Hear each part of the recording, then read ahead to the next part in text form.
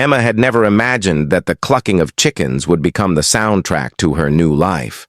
After years in the relentless buzz of city living, the quiet suburb felt like a dream, a peaceful retreat where she could finally breathe. She signed the papers for the charming little house with the white picket fence and a spacious backyard. She pictured lazy mornings with fresh eggs and a small flock of backyard chickens roaming freely. It wasn't just about eggs, though. For Emma, her chickens were companions, small, bright souls that soothed the sting of loneliness and anxiety she'd battled quietly for years. They were her therapy, feathers and beaks over pills and appointments. Every morning, she'd open the coop door, greet each bird by name, Clara, Henrietta, Mabel, and feel the familiar warmth settle into her chest. For weeks, the rhythm of her new life felt perfect. She tended her garden, collected eggs, and even started talking to her neighbors over the fence. Life was simple, slow, and healing. But then came the letter. It arrived in the mailbox on a sunlit Thursday morning, crisp and official. The envelope bore the HOA's seal, a stark reminder that Emma was no longer just living in a quiet haven. She was part of a community bound by rules, regulations, and watchful eyes. Emma unfolded the letter with a sinking feeling. Dear homeowner, it has come to our attention that the number of chickens kept at your property exceeds the limits outlined in the HOA regulations. She blinked, rereading the words. Exceeds the limits. How many chickens was too many? 5? 10? She had 7. Enough to feel alive, but not so many as to be a nuisance.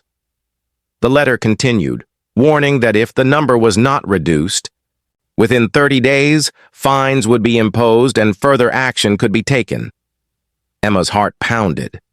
Why now? She hadn't caused any trouble. The chickens kept to themselves and the neighbors barely noticed.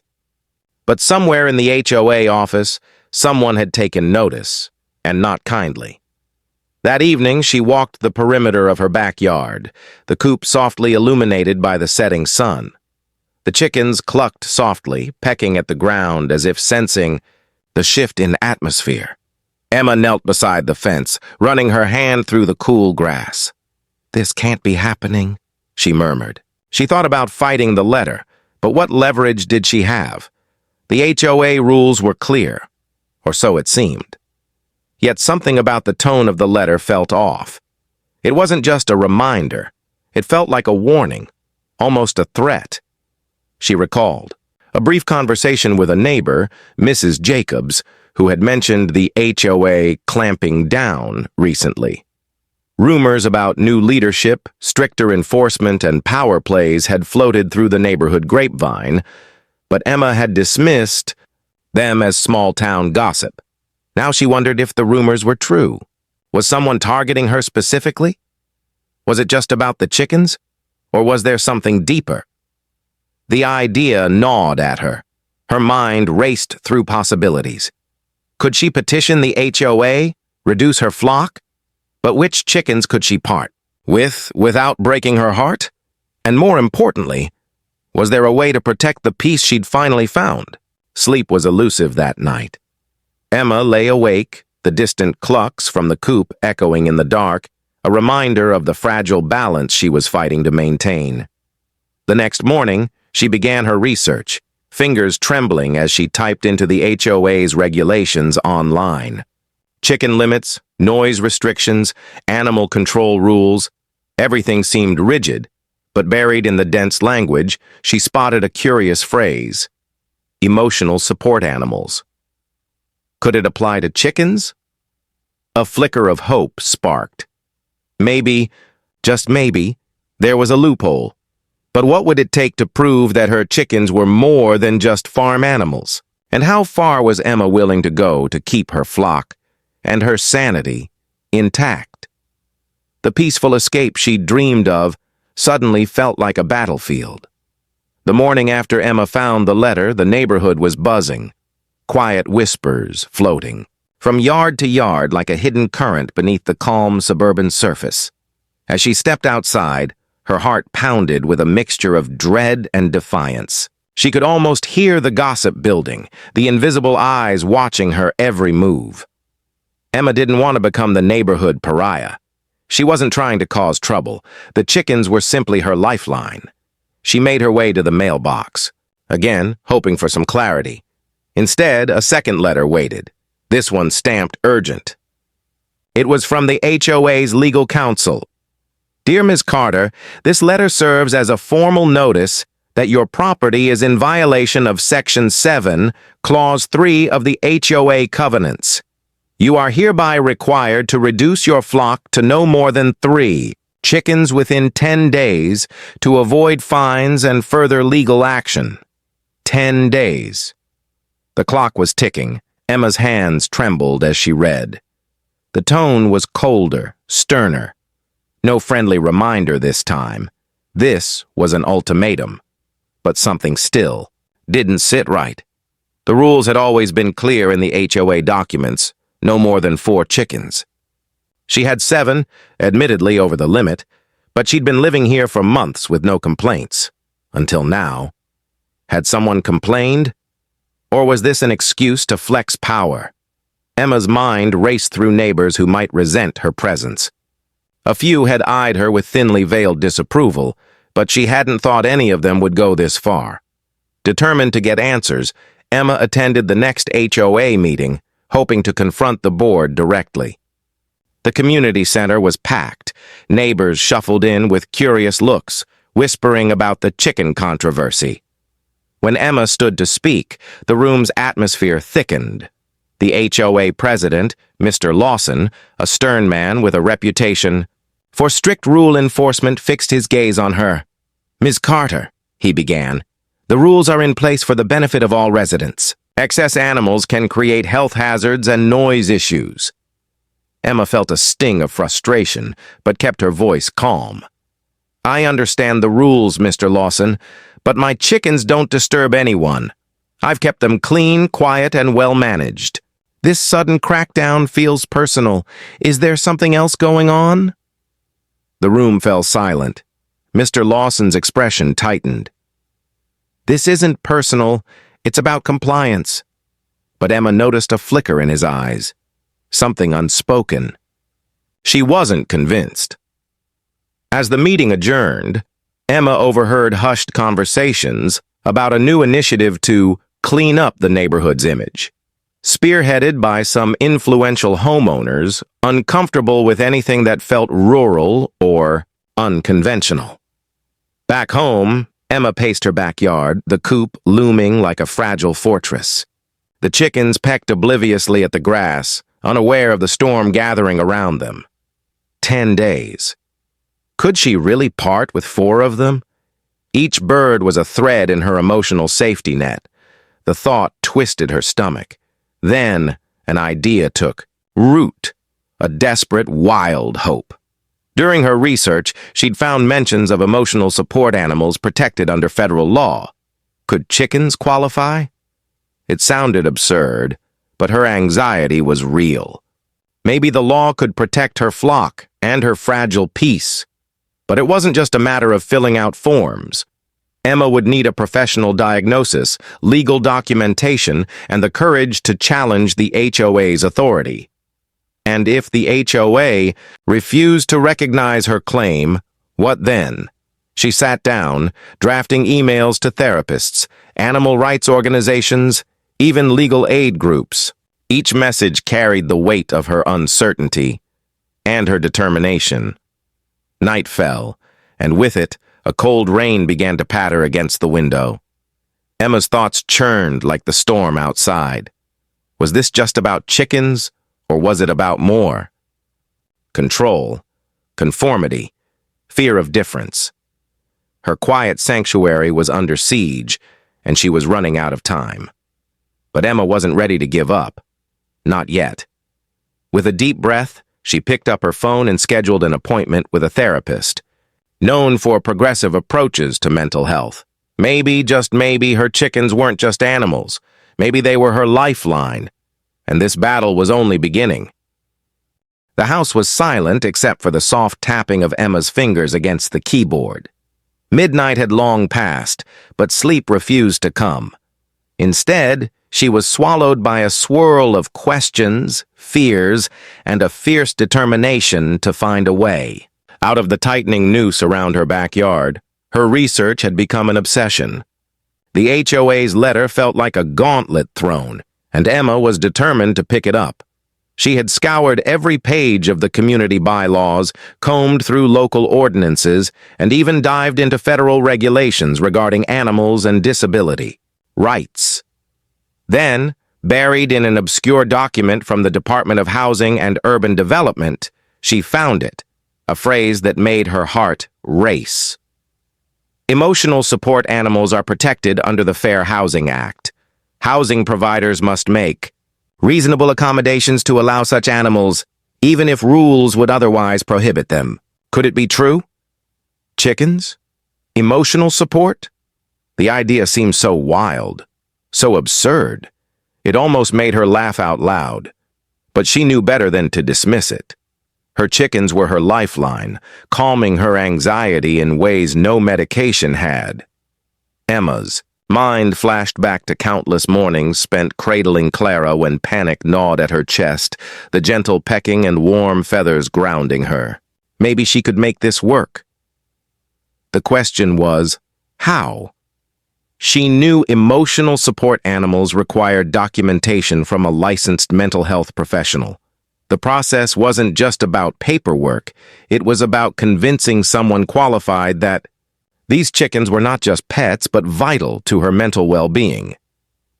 As the night deepened, Emma created a plan. First, she would call a therapist she'd heard about from a local support group, Dr. Marissa Hayes, known for her unconventional but compassionate approach to mental health. If anyone could see the value in Emma's flock, it would be her. Second, Emma would gather evidence, photos, videos, journals detailing how the chickens eased her anxiety. She would need to build a case strong enough to withstand the HOA's skepticism. Just as she bookmarked a list of emotional support animal certification clinics, a sudden knock at the front door startled her. Emma froze, heart hammering. Who could it be at this hour? Peering through the peephole, she saw no one. Just the empty porch bathed in moonlight. Unease settled over her. Was she being watched, targeted? She shook her head, telling herself it was nothing. The stress was playing tricks. Back at the computer, a new email popped into her inbox. A newsletter from a local animal advocacy group titled, Know Your Rights, Emotional Support Animals and Your Community. Emma clicked it open, eyes scanning quickly. There it was, a case study of a woman in a neighboring town who had successfully fought her HOA's pet restrictions by registering her support dog. Hope flickered brighter, but even as the possibility opened up, so did a pit of uncertainty. The HOA was powerful and ruthless. What if they dug in their heels? What if this was just the beginning of a longer, nastier battle? Emma glanced toward the backyard. The chickens were quiet now, nestled into their coop, oblivious to the war looming over their heads. Her phone buzzed. It was Dr. Hayes' office confirming an appointment in 2 days. 2 days to prepare, to steel herself. Emma closed her laptop and looked out the window. The night was thick with secrets, and her fight was just beginning. She wasn't just defending chickens, she was defending her right to peace, her right to heal on her own terms. And if the HOA thought they could push her around, they hadn't. Met Emma Carter, yet Emma sat nervously in the waiting room of Dr. Marissa Hayes' office. The soft hum of the air conditioner and distant ticking of a clock filled the space, but Emma's mind was racing 1,000 miles an hour. This appointment was more than just a consultation. It was her last hope to protect her chickens, her sanctuary. When Dr. Hayes finally called her in, Emma was struck by the therapist's calm, kind eyes and open demeanor. There was none of the usual clinical stiffness. Instead, Marissa's presence was soothing, almost like the chickens themselves. Emma laid out her story, the anxiety she'd battled, the peace the chickens brought her, and the looming threat of losing them to the HOA's demands. She explained how each bird was a lifeline, an anchor in a sea of uncertainty. Marissa listened carefully, nodding thoughtfully. It's not common, but not unheard of, for people to find emotional support in animals that aren't typical pets, she said. What matters is the impact on your mental health. Emma held her breath as Marissa continued.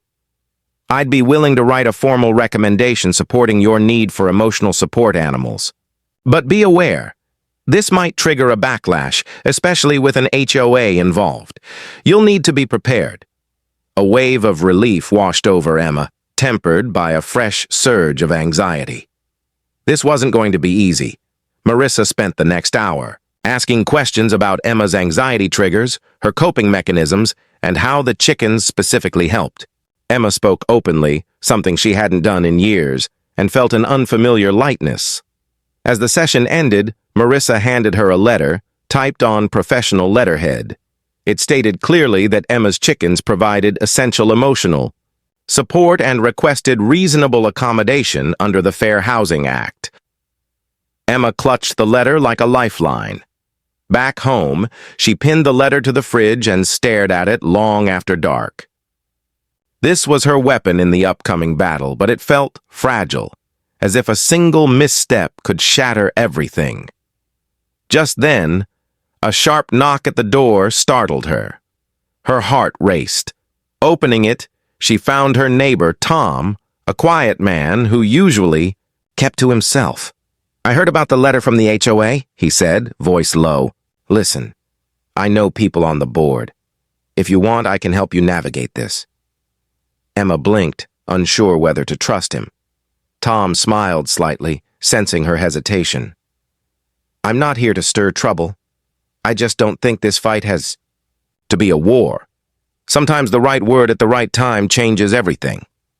Reluctantly, Emma invited him in. As they talked, Tom revealed a side of the HOA she hadn't seen, internal politics, personal grudges, and power struggles that went beyond the chickens. You're up against more than rules, he warned. But you've got a solid case with that letter. Use it wisely.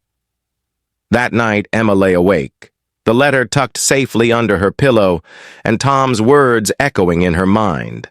She felt a flicker of hope and the weight of looming conflict. The next morning, Emma received an email from the HOA president, Mr. Lawson. The tone was icy but formal. We have received your request for accommodation. The board will review it at the upcoming meeting. Attendance is encouraged. Emma knew the meeting would be tense, maybe even hostile.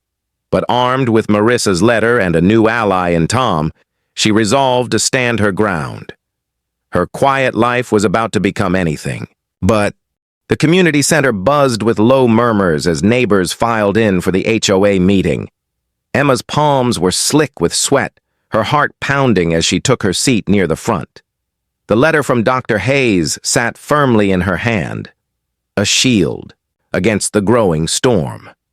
Mr. Lawson, the HOA president, presided from behind a polished wooden podium, his expression unreadable.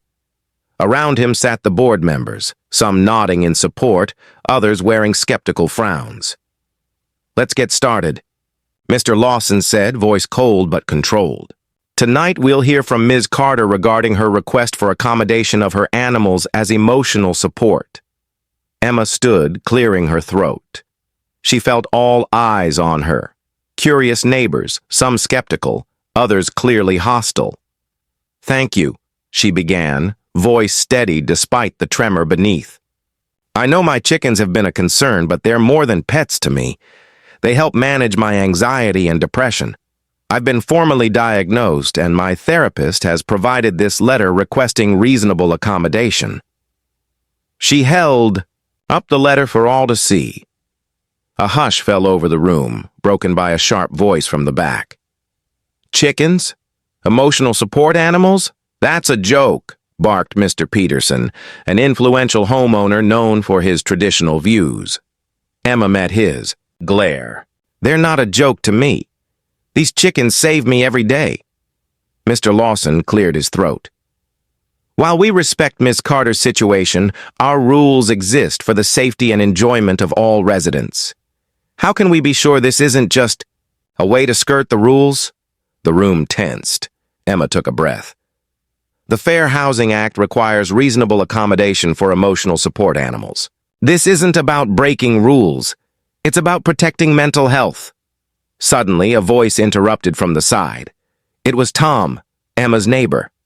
"I've spoken with several board members privately," he said calmly. "Emma's request is valid and legally supported.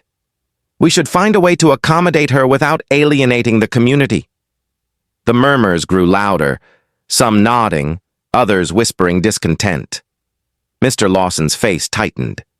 "This board will consider the request carefully. We will vote next week." The meeting adjourned, but the tension didn't dissipate. Outside, whispers followed Emma like shadows. As she walked to her car, a folded note slipped into her hand by an unknown neighbor. The message was brief, but chilling. "Not everyone here wants you to win. Watch your back." Emma's blood ran cold. Back at home, the chickens clucked softly as if sensing her unease. She stared at them, wondering if they could understand the battle unfolding on their behalf. The next days passed in a blur. Emma prepared for the vote, drafting letters, rallying quiet support, and steeling herself against the inevitable backlash. When the day came, the HOA sent out a notice. The rules would be revised to allow emotional support animals under strict guidelines, but only if owners provided proper documentation. Emma's victory was narrow and fraught with tension, but it was real. Yet, as relief settled in, a darker truth emerged. Late one evening, Emma discovered a suspicious flyer posted around the neighborhood, filled with misinformation and fear-mongering about dangerous animals and neighborhood safety. The HOA's fight wasn't over. It had only just begun. Emma realized this was more than about chickens. It was about standing up to control, fear, and the unseen forces trying to dictate her life. With her chickens by her side and newfound allies, in the community, Emma prepared for whatever came next. The flyer's words spread through the neighborhood like wildfire. Overnight, Emma's peaceful community fractured into factions. Some rallied behind her, others whispered doubts and suspicion. Emma's backyard, once a haven, now felt like a battleground. Mornings brought cold stares from neighbors she'd once exchanged smiles with. Conversations stopped when she approached. The familiar warmth of friendship was replaced by an icy distance. One afternoon, as Emma collected eggs, she noticed the coop's latch had been tampered with. The door was slightly ajar, feathers scattered on the ground. Her heart clenched. Her chickens were safe, but the message was clear. This fight was personal. That evening, a knock at her door startled Emma. She opened it to find Mrs. Delgado, an elderly neighbor known for her kindness, holding a freshly baked pie. "I wanted to check on you," Mrs. Delgado said softly. "People can be cruel when they don't understand. Don't let them win." Emma smiled through tears, grateful for the support, but not everyone was as kind. Late one night, a rock crashed through her kitchen window. The glass shattered, sending shards across the floor. A note was left pinned to the broken frame. "Give up the chickens or else." Fear gripped Emma like never before. The HOA battle had spilled beyond rules and meetings. It was now a war on her safety. Determined not to be intimidated, Emma reached out to the police and community leaders. Officers promised increased patrols, but Emma knew the damage ran deeper than vandalism. Neighbors, who had once been casual acquaintances, avoided her on the street. At the local grocery store, whispers followed her aisles. Even Tom, her ally, grew distant, wary of the growing hostility. Emma's mental health wavered under the pressure. The very anxiety her chickens helped manage surged with each act of aggression. Yet, every morning as she opened the coop and greeted Clara, Henrietta, and the rest, a spark of resilience ignited within her. She wasn't just fighting for her birds, she was fighting for her right to peace, dignity, and a home. One afternoon, Emma organized a small gathering in her backyard, a chance to show neighbors the gentle nature of her chickens and share her story face to face. A handful of supporters came, but many seats remained empty. Still, it was a start. As the sun set on the divided neighborhood, Emma understood this battle was far from over. Friendships had fractured, trust was broken, and the quiet streets hummed with tension, but Emma was ready to stand firm, for her chickens, for herself, for the life she refused to lose. The neighborhood's Cold War seemed to be at a standstill, but Emma felt the pressure tightening like a noose. The vandalism, the whispers, the thinly veiled threats, they were all signs that this fight was far from over. Yet, in the darkest moments, unexpected light often appears. One rainy afternoon, as Emma was tending to her coop, her phone buzzed with a message from an unknown number. "Meet me at the park at 7 p.m. I have information that will change everything." Emma hesitated. Was this a prank? A trap? But curiosity won over caution. She grabbed her coat and headed out as dusk fell. At the small community park, a figure stepped out from the shadows. It was Lila, her next-door neighbor, quiet and reserved, someone Emma barely knew but had often exchanged polite nods with. "I've been watching," Lila whispered, glancing around nervously. "Not everything with the HOA is as it seems." Emma's heart raced. "What do you mean?" Lila took a deep breath. "There's a faction within the HOA, some board members who've been pushing the chicken crackdown for reasons beyond the rules. It's about power, control, and money." Emma frowned, confusion mixing with suspicion. "Money? How?" Lila explained that a developer was eyeing several lots in the neighborhood for a new project, and some HOA board members were quietly supporting rezoning efforts to push residents out or force them to sell. "The chickens? They're just an excuse," Lila said grimly. "They want to make the neighborhood uniform and marketable. Anyone who resists becomes a target." The revelation sent a chill through Emma. Her fight wasn't just about animals or rules. It was about fighting a corporate-backed agenda that threatened everyone's home. "I wanted to tell someone I could trust," Lila added.